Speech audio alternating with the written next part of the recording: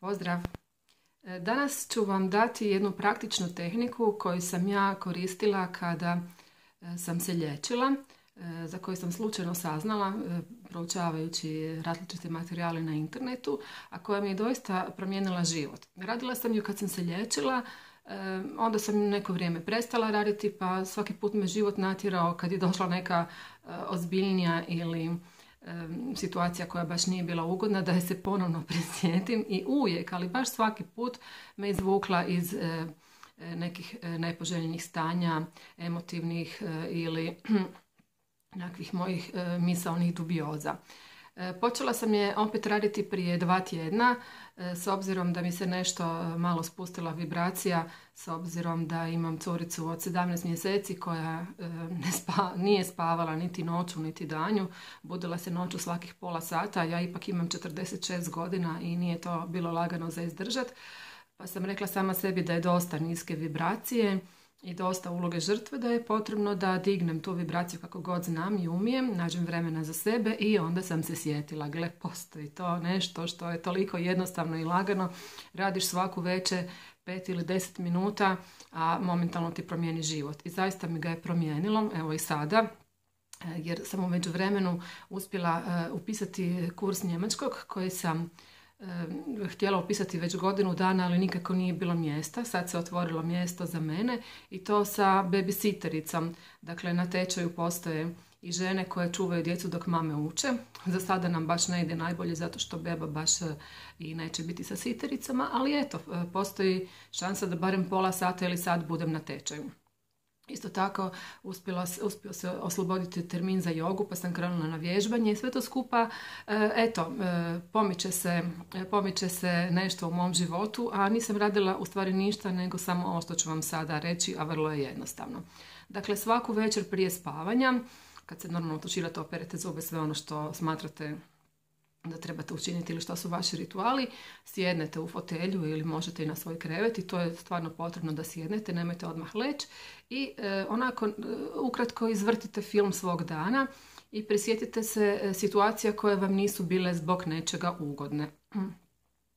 Nije bitno, uvijek će vam isplivati nekoliko situacija ili samo jedna, nije bitno, možda i nije jedna, super, blago vama, onda ni ne morate na taj način dizati vibraciju. Međutim, ukoliko vam ispliva nekoliko situacija, uzmite onu prvu, onu koja vas najviše trigerira, od koje najviše osjećate da vas čini nervoznom, tužnom, zabrinutom, krivom ili već nešto. Dakle, šta je onda potrebno napraviti?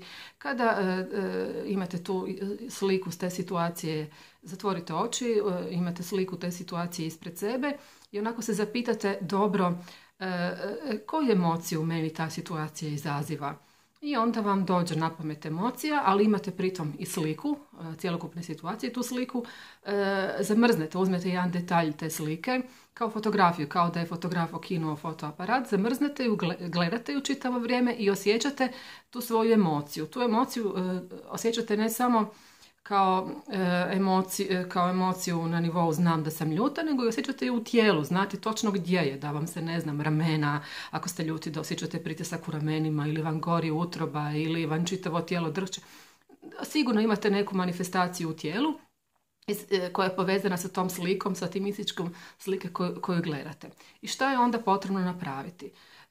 Kako sve nastaje iz praznine, u stvari praznina i punina su jedno te isto, jer praznina je nešto što je prazno, ali tek kad je nešto prazno, onda je i puno, jer u tu prazninu stane potencijal, stane život. I ta praznina, u stvari, makar mislimo da je prazna, je energetski toliko nabijena da iz nje nastaje svašta. Zato u stvari se rade i meditacije, zato što kroz meditaciju mi toliko smirimo naš um da lagano nestaju misli i nastaje praznina.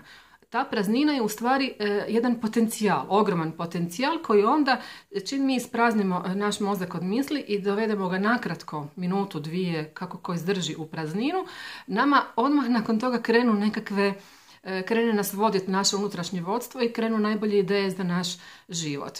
To vam je isto kao, ja to volim usporediti kao kad pišemo rečenicu, nikad ju ne pišemo bez interpunkcije, zato što interpunkcija daje rečenici smisao. Ako ne stavimo točku, zarez, uskličnik, upitnik, Mislim, to je samo brdo slova na papiru. I ta interpunkcija, to je u stvari to pražnjenje mozga i to daje smisao čitavom životu. Ako nemamo tih interpunkcija, odnosno perioda praznina u našem danu, da se možemo sastaviti sami sa sobom, onda naš um postaje naš gospodar i radi ono što želi, odnosno usmjerava naš život u nekom neželjenom smjeru. Dakle, kada imate, da se vratimo opet na tehniku, kada imate misao, odnosno emociju i kada imate jasnu sliku ispred sebe, odvedete ju vrlo jednostavno u prazninu. Kako? Tu postoji, evo tu ovako iza glave, tu je jedan centar. Zamislite da je tu u tom centru jedna praznina i naprosto promatrate tu sliku i onda zatvorenih očiju i onda vašu pažnju povučete u taj predio koji je potpuno prazan i onda iz te praznine gledate tu sliku. Vidite sliku, ali da ne osjećate ništa. To vrlo kratko traje. I onda naprosto samo prođete iz tog centra naprijed kroz sliku, opet u period praznine, jer ispred te slike, to je nešto kao ispred te slike, opet u stvari nema ništa. Opet je nekakva praznina, odnosno punina. I onda kad to sve, kažem, traje nekoliko sekundi i kad to napravite, onda se, kad ostanete kratko vremena, ono par sekundi opet u toj praznini ispred, onda se samo pitate, ok, kako se sada osjećam vezano na tu situaciju? Kažete, ok, dobro, to je bila samo neka situacija, nema nikakvih emocija, a može se javiti neka druga emocija. Ako se javi druga emocija, ponovite postupak za tu emociju i tako sve dok ste ok, to se desilo, ali sve pet, opraštam se. I kad tako napravite za sve situacije u tom danu ili za one za koje želite napraviti taj proces, to vam stvarno treba nekoliko minuta, onda naprosto lijepo legnete, ušuškate se u vašu dekicu i krenete opet napraviti jednu kratku retrospektivu svog dana za sve lijepe stvari koje su vam se u tom danu desile i samo se krenete na njih zahvaljivati. Onako, jao, hvala ti na ovome, hvala ti na onom. Samo osvijestite od jutra što vam se dešavalo. Uopće ne moraju to biti velike stvari, neke sitne. Možda ste samo vidjeli pticu na drvu kako cvrkuće i uživali u tom pjevu i kažete hvala ti Bože na tome. I tako usnete. Vjerujte mi, kad usnete sa takvom vibracijom, znači očišćeni od problema, dakle sve ono što se desilo ostavili tamo gdje mu je potrebno, negdje u prošlosti više nije bitno jer se desilo i nikad se više neće desiti, oprostili sami sebi, to razriješili sa samim sobom, dakle nemate nikakvu energetsku napetost u vašem tijelu, imate sliku tog događaja, ali nema nikakve vibracije, niti na informacijskom, niti na energetskom, niti na emotivnom, ni duhovnom, ni duševnom nivou. Naprosto se krenete zahvaljivati i ta vibracija zahvalnosti i ljubavi u stvari čini vaš život čarobnim. Sad ću vam to na svom primjeru kratko objasniti. Recimo, baš oko ovog tečaja njemačkog. Šta se recimo desilo. Prvo, nisam upala na taj tečaj, dakle nije bilo mjesta i bila sam zaista očajna, tužna i jadna jer sam toliko već željela ljude ovdje u Njemačkoj, sam godinu dana i u stvari se nemam sa kime družiti, nemam baš ljudi tu oko sebe, ne poznajem dovoljno dobro jezik da bih se mogla kvalitetno sporazumijevati i uglavnom sam čitav dan sa djetetom sama i željna sam ljudi, željna sam da naučim jezik, željna sam da promijenim tijek svog života i nisam mogla, niti nije bilo mjesta na tečajima, niti sam mogla upisati tečaj zato što u stvari moj suprug tijekom čitavog dana radi i nije imao tko čuvati dijete. A ovo je bilo idealno, imaš babysittericu, imaš tečaj, pa šta ćeš više bolje. I uhvatila sam se za to i zato naravno nisam ni upala. I kad sam tu jednu večer sva tužna jer nisam upala, legla u krevet i osvijestila tu metodu, sad ću vam reći osvijestila sam, ok, nisam upala na tečaj, vidim sliku sebe ljute, kako nisam na tečaju, sebe jadne i samo osjetim emociju, ok, ljutnja, evo tu ramena mi gore i ok, sad to odvučem u prazninu i prođem kroz ljutnju, naprijed u prazninu, otvorim oči, šta sad osjećam? Ako je potrebno, desit će se, ako nije potrebno, neće, ok, u redu sam sa time.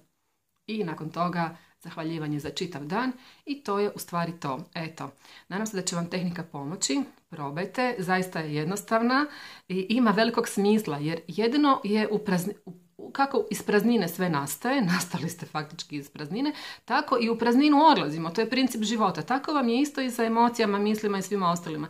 Dolaze iz praznine i imaju neku svoju svrhu, nešto su odradili i da bi nestali trebamo ih vratiti nazad u prazninu. Znači praznina izad, praznina ispred i kada otvorimo oči, isto, jer mi iz praznina u stvari, mi imamo osjećaj da se nešto u našem životu dešava zato što smo kontaminirani prošlim iskustvima, pa onda i tako dolaze te emocije. Ali kad pogledamo iz praznine gdje nema tih iskustava, onda je situacija čista, nemamo nikakav stav oko toga. Kad nemamo stav oko toga, kad očistimo tu blokadu, onda je vrlo jednostavno. Onda u stvari samo slegnemo ramenom i kažemo ok, it's ok. Eto, tako.